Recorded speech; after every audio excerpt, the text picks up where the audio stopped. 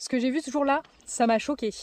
On était sur un parcours de mountain trail, je sais pas si je le prononce bien, désolé. On pouvait y accéder pour s'entraîner. Et il y avait un passage dans l'eau où c'était assez profond quand même. L'eau venait toucher le ventre de nos chevaux.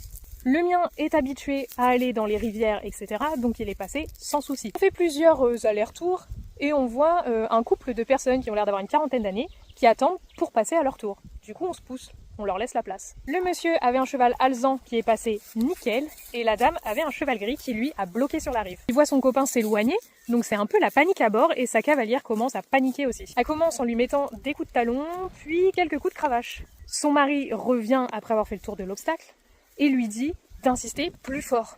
Le cheval panique de plus en plus, ça devenait ultra dangereux. Je descends, je donne les rênes de mon cheval à mon conjoint qui était à pied et je me dirige vers la dame. Fermement mais calmement. J'arrive à son niveau et je lui dis stop. Mais stop, arrêtez-vous en fait s'il vous plaît parce que là ce que vous faites, ça ne sert à rien. Elle est un peu sonnée, ça s'arrête net. Moi je lui laisse pas le temps de réagir, je tends ma main vers elle et je lui dis donnez-moi votre cravache s'il vous plaît. Surprise, je pense qu'elle s'y attendait pas.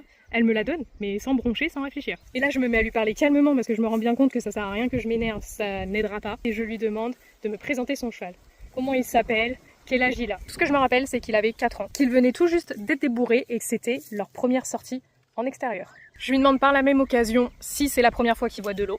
Et elle me dit que oui et qu'en plus il a déjà du mal avec les flaques d'eau. Je lui explique calmement que les chevaux ne voient pas comme nous et que du coup l'eau ça peut leur faire peur. Du coup je lui propose de l'aider et elle accepte. Avec son accord j'attrape sa rêne gauche, elle tient toujours dans les mains. Je marche tranquillement vers l'eau avec son cheval et elle dessus. Arrivé au bord de l'eau, le cheval s'arrête, je lui demande de lâcher ses rênes, il baisse immédiatement la tête pour renifler. Quelques secondes après il relève la tête, je lui propose de faire quelques pas. Et il avance. Pour aller plus loin, je rentre avec lui sans me soucier de mes fringues. Je me suis quand même arrêtée à la cheville.